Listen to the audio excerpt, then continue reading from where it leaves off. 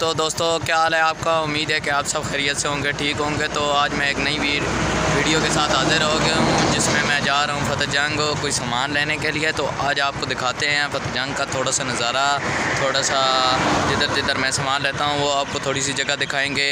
देखते रहिए हमारी वीडियो को, एंजॉय करिए। चलते हैं।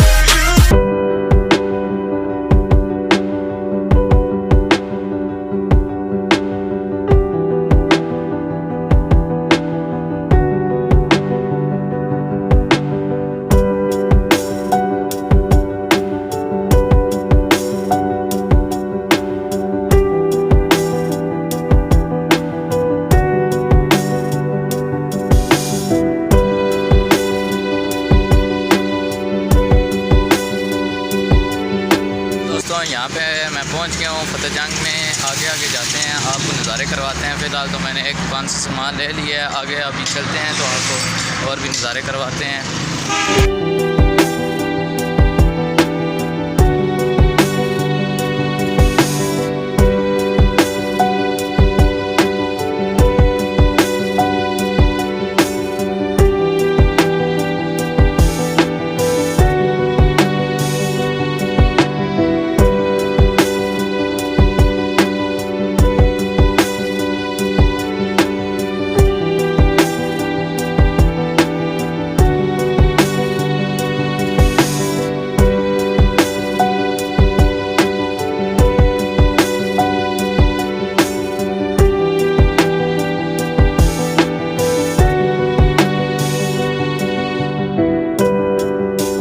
तो दोस्तों यह थी हमारी आज की वीडियो।